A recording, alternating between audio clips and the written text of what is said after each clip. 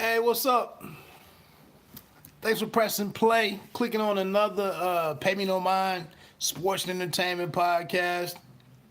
I am the host of the the host of the channel owner, the host of the Pay Me No Mind podcast, as well as Bite Down Boxing, and just on here seeing if anybody come in really. But I'm gonna get into a little bit. Obviously, the title of the clip is to discuss Michigan's, I believe it was 64-49, their victory against the University of Florida tonight to advance to the round of the Sweet 16 round, which will be next weekend. So salute to those guys. I'll talk about some of that. And then also, I didn't get into this. I didn't get into this video earlier because I was also checking out the top ranked boxing and was told that Toledo's Tyler McCreary would be fighting either on the ESPN Plus stuff, the ESPN Plus portion of it. And then once I didn't see the brother on there, I thought maybe he was gonna be featured on the ESPN portion itself with Kubrat Pulev and Bogdan Dinu, and that didn't happen. So kind of sucks. Another fighter out of Toledo who's been involved or signed to Top Rank last year. I want to say late last year is Albert Bell, and he's been on a couple of Top Rank cards, and he didn't make it on there. So it's kind of sucking right now that the Ohio boxers are not making it onto the ESPN Plus or the ESPN portions of the card. But it is what it is. But if I'm getting into this Michigan situation, the Wolverines, great team effort today. Whoever that is that came into the chat, I'm just on here talking about random sports stuff, but I'm a little pissed off that my Ohio guys didn't make it onto the ESPN Plus boxing earlier tonight. It seemed like they showed one or two guys that I thought Tyler McCreary could have easily been included on the ESPN Plus stuff, but that didn't happen. So I'm wondering if he fought before that or if he's the walkout bout, and it is what it is. But anyway, getting back to this Michigan game, great team win. I know I mentioned in the last, I think it was after the Big Ten conference, I mentioned that Matthews was going to have to step up and return to the form that he exhibited last year in the tournament. And, he had 22 against Montana. And then earlier tonight, in tonight's game, Jordan Poole finally got it going, got out the gates quick. I think he had 5 points early, and then maybe back in the second half, he came back and put in another 5 or 7 quick points, points in bunches. And good team effort, great defense. Solid outing for the team, great to make it to the Sweet 16. Beeline continues to get the most out of these guys. The action on the defensive side of the defensive side of the ball is great. Offensively, while there's no, Simpson had 9, 9, and 9 tonight. I knew he had a bunch of rebounds early in the game or in the first half.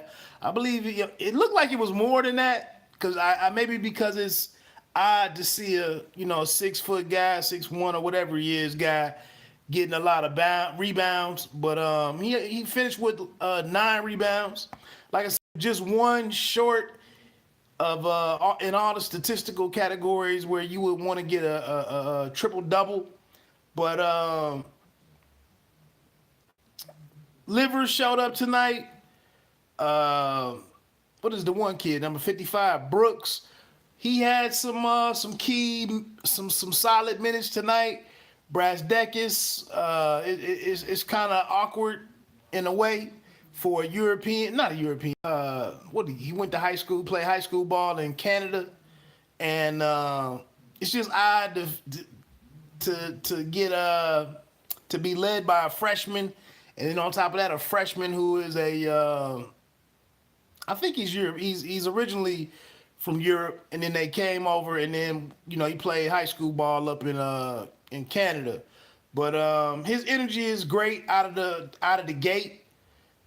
He's a guy who can score at all three levels. I mean, what can you? It seems pointless to sit here and put real expectations, on a freshman. But he brings a lot of energy, and when he's got it going, the team is that much better. So Florida, it was good. I thought it was tight early on. Florida was giving good effort, and with us being built the way we are with Teskey had good moments tonight. I can't even knock him. He had really great minutes tonight. Protecting the rim a little bit, scoring inside. I think he had a couple of dunks, challenging shots. He is what he is, but he did provide that inside presence that we really need. So definitely can't hate on that. Simpson is not really that, scoring doesn't come easy with him. And another thing that I notice in college basketball, especially with when we get to tournament time nowadays, is teams walk the ball up the court a lot. And, a lot of teams really don't go beyond, like, it seems like a lot of point guards in the college game, they never really come out of the game, the point guards. It's amazing that position is that shallow. It just, as many kids that are committing and investing so much time in the game of basketball, it just seems remarkable that it's a lack of depth at point guard. But I think with a lot of these teams, these top tier teams, it seems like the point guards rarely come off the floor.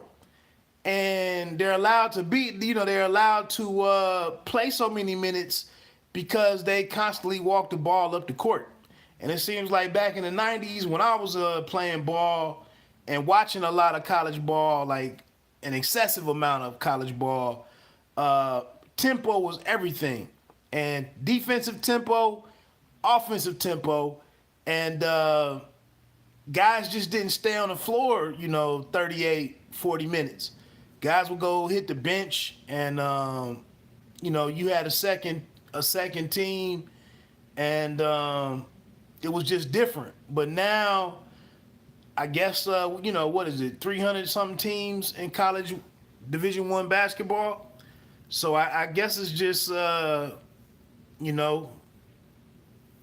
distributed, and it is what it is. But it's just a little frustrating because it seems like these games, they're so close until they're not, and it's almost like basically the better teams just gradually. And Kenny Smith, the Jet, come a long way with his in studio analysis. He really has. But he made the point that a great point, that the better team, if they're playing at their best, than the other team playing at their best, in the end, the better team will win, as long as they play at their best, longer than the other team. So that was an excellent point. And that's what it seems like. What we're seeing out here is that the better teams just kind of go along until they gradually take over the game. And that's kind of what Michigan, I was a little concerned because what's the kid? I can't even think of his name now. Haskins, maybe the big for the Gators. I just thought maybe inside, Florida might have had an advantage. But like I said, Livers showed up tonight.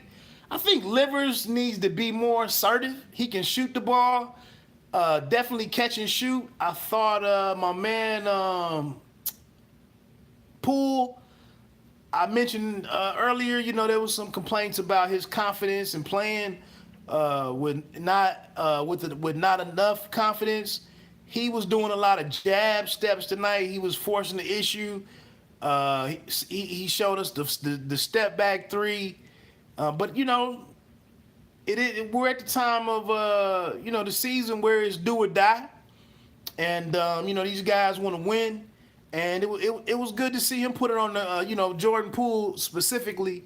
It was good to see him put the ball on the deck, get to where he wanted to get his shot off or catch and shoot, maybe even get out in the lane a little bit and run the floor and just be out there and be in the moment, have fun, compete. And again, like I said, Livers, I didn't even know that guy was a Mr. Michigan. I don't know if they said 2-time, but at least a 1-time Mr. Michigan. So in my opinion, that's a guy who has in the past displayed some prowess on the offensive end of the court. And, just play ball. He's got good size. Like I said, he seems to have a good stroke, Pauls, if he can catch and shoot. And like I said, sometimes, and I looking at Michigan State, man, it's funny because it seems like Michigan State, it seems like the Big Ten in general, the way to win the game is by running the ball. I'm running the ball, talking about football. But it's about running the offense and clock management. And it's almost like in the ACC, it's simplified and it's just using the talent. And the players are to play. The play or the abilities of the individual players is the play. Whereas it seems like the Big Ten is much more disciplined, is much more X's and O's and running the plays and running the action that they use. And so that's an interesting contrast. Especially if these teams, as they continue to advance, and if they possibly have to meet up with one another, and we see what happens. Michigan State took out Purdue. Not Purdue. Damn. That's when you freestyle a little bit. Minnesota. I'm sorry. Minnesota. I knew that didn't sound right. And, like I said, it's amazing how much time they actually spend running sets and running plays and don't seem to freestyle a whole lot. And sometimes it's a little frustrating watching Big Ten basketball because it is so controlled and so deliberate. But hey, the Big Ten is doing very well in the tournament right now. So it's something to that. And the Big Ten teams, I mean, they typically have a good mix of freshmen and upperclassmen. So I don't know. I think my bracket is doing pretty well. I was in the top 10 in the pool for the podcast and whatnot. So I'll take that. I would like to. I would like there to be one day where my pool or my bracket is at the top of the list. In first place or tied for first place or something. But hey, that's just not the case. A couple guys from work, I believe, are out there in the front, and I might not be able to catch them. But the one thing is, probably 95% of the people, maybe even 97% of the people in the bracket took Duke, and I'm one of the few who actually has North Carolina. So we'll see how that plays out. But the tournament is excellent right now. Matter of fact, I should be checking out to see what's on the game right now. I mean, what's if any more games are still ongoing. But matter of fact, I need to go on StubHub and see if there are any UNC tickets down in Columbus, so I can head on over there tomorrow and catch. That's one opportunity to catch the Tar Heels, in person. So I wish I had my computer out here, man. I just hang out and see what other sports there are to talk about. Right now, watching some NBA highlights, but the boxing tonight. Back to that. Pulev, I guess, was what? Number one in the IBF, I think they mentioned. And, could become an opponent of Anthony Joshua.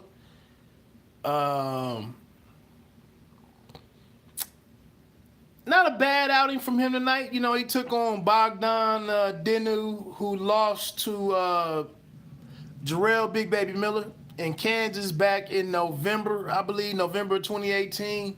That was the first time we saw him. I thought Miller took him out in 4 or 5 rounds. And tonight, what's my man's name? Kubrat, the Cobra, took him out in the 7th round, stopped him in the 7th round. Very bad cut was sustained by Pulev in the 5th round, I believe. One of the weirder cuts that I've seen, as far as it being like a shape over his left eye, I think. But I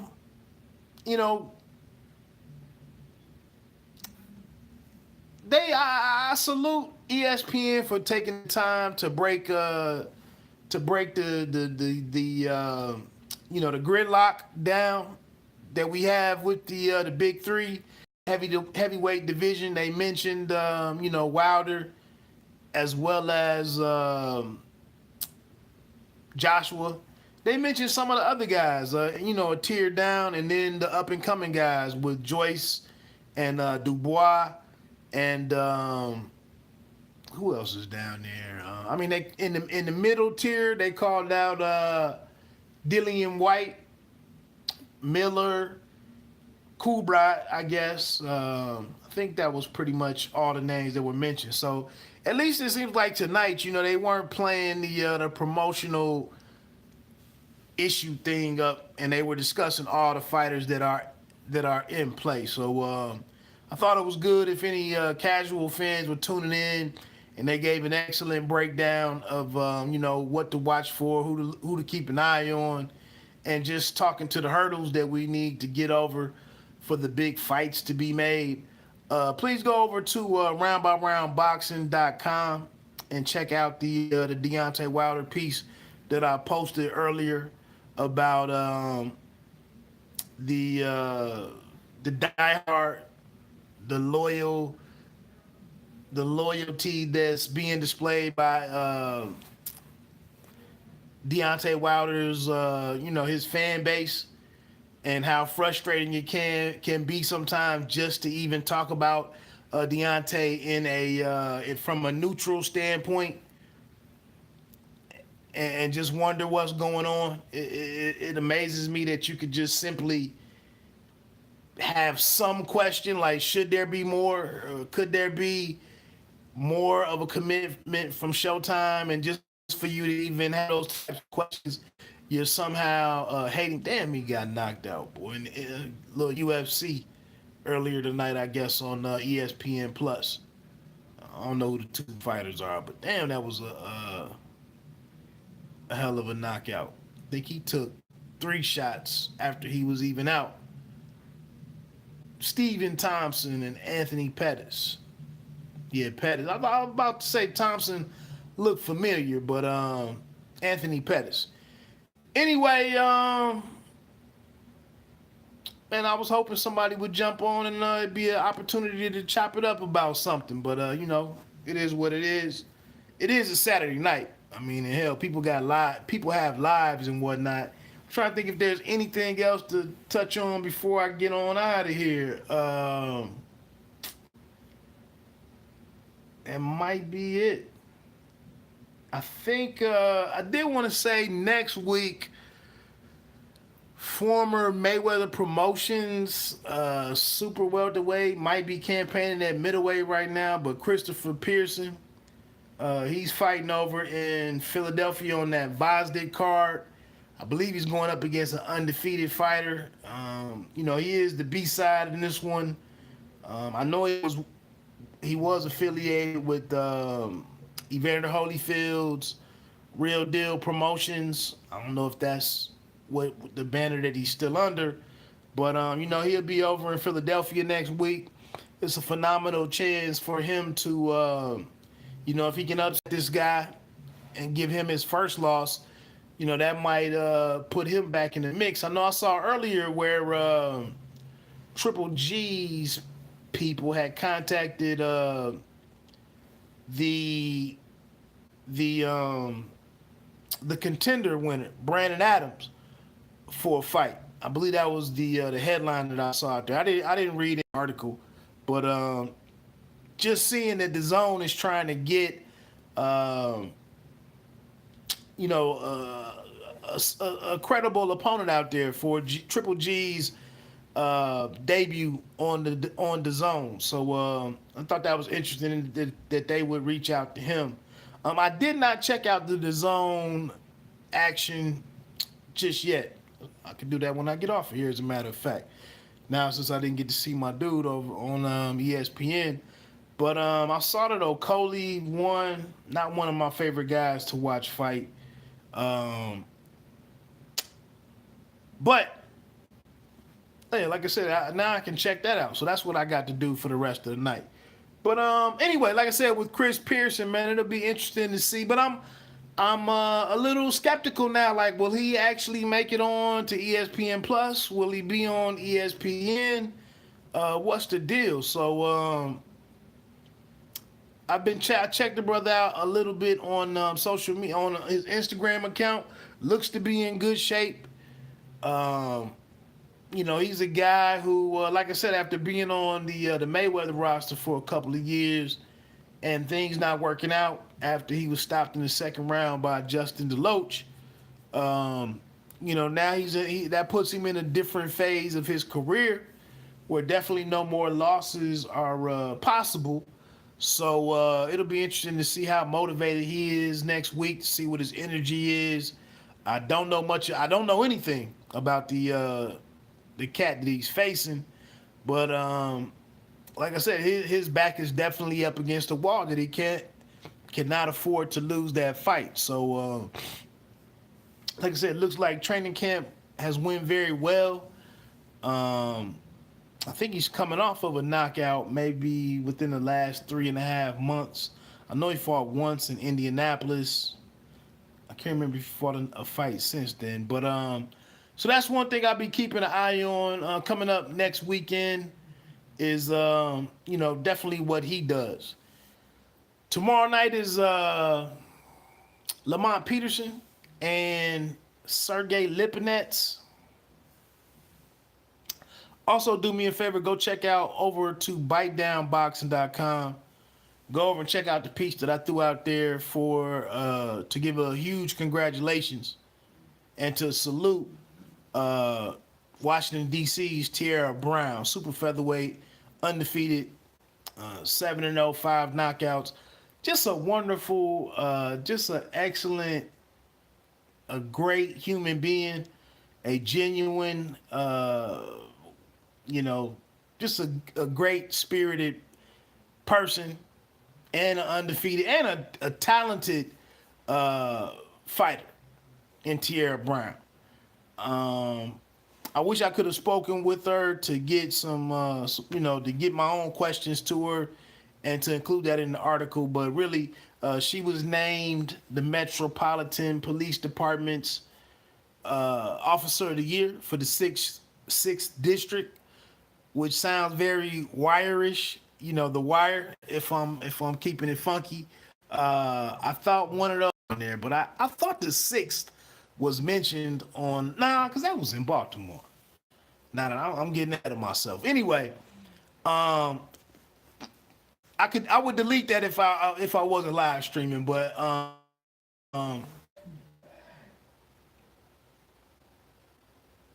what's that loud noise upstairs in my crib? Um, but anyway, just one like I said, I saw that she was honored, with being named as the Officer of the Year. I saw a picture of her with the squad card that she'll be in for the year that had that distinction on the side of it. And like I said, man, she's a phenomenal person, spiritual, devotes time in the community, mentors, kids in the gym. She's always doing something with animals. She's a full-time police officer.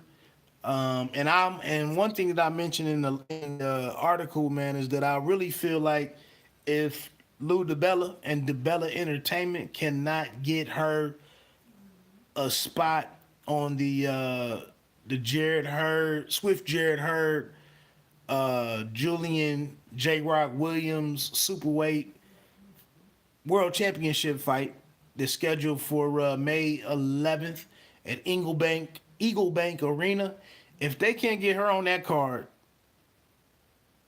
that would be very very unfortunate. Like I said, for her to receive this honor in the DMV, it was a story that was covered by Steve Harvey on his television show. Um, she does all that she does in the community with youth daily as she interacts with people in performing her duties as a police officer. The being as active as she is in the gym community in that area, and then everything that she's doing for charitable organizations, I just don't know how she can move some tickets, a good block of tickets for that event. So that's that. I'm looking at my Pistons taking Portland to the wire out in Portland. Down was 115, 112 with the last possession, it looks like, and it ends up 117, 112. The Pistons lose. So that's what it is. Hey, let me get on off of here, man. Oh, Lipinets and I saw a headline where Peterson was saying not only does he have a lot left in the tank, but that it looks like he could be going up to 154. I didn't read the article just yet, but I thought that was very interesting. Um, I mean, Peterson is just a good boxer, good all around boxer, and not afraid of anyone. Fight everybody, take every challenge, tough as nails. Um, I'm hoping he beats Lipinets. Lipinets has done a lot, come a long way in a short amount of time. I think he's less than 15 fights, no more than 16 or 17 fights. Already been in with Mikey Garcia. Held the junior lightweight. I mean junior welter, 140-pound title. I believe that was the IBF. And coming from his kickboxing background, he's done a lot in a short time. And hopefully, like I said, Peterson's not a lights out puncher. He's gritty. He's looking to get the decision. He's crafty. He's versatile. Solid power. He knows how to protect himself at all times. Solid offensively. Just a good, solid professional boxer. Lipinets isn't anything that should totally shut him down and soundly defeat him or anything. Lipinets isn't a complete bum. Yet to see how effective he is at welterweight, and if moving up allows him to be stronger because he's not losing that weight. Auburn beat Kansas. I think I had that in one of my brackets. but it might be the one that's doing terribly right now. But yeah, it remains to be seen if he's a guy that does a little better by moving up because he's not cutting that weight, or is he just really undersized for welterweight? So that goes down tomorrow night on FS1. It's gonna be definitely gonna be tough for me to get out to that one. I believe Duke and UNC both play tomorrow. So good luck with boxing tomorrow. For boxing to attract, the casuals or pull fans away from basketball. But we'll see. Hey, look, man, I'm gonna get on off of here. I'm gonna look for to close it out. I guess I'm gonna take Lamont Peterson to get the decision. Probably 7 rounds to 5, or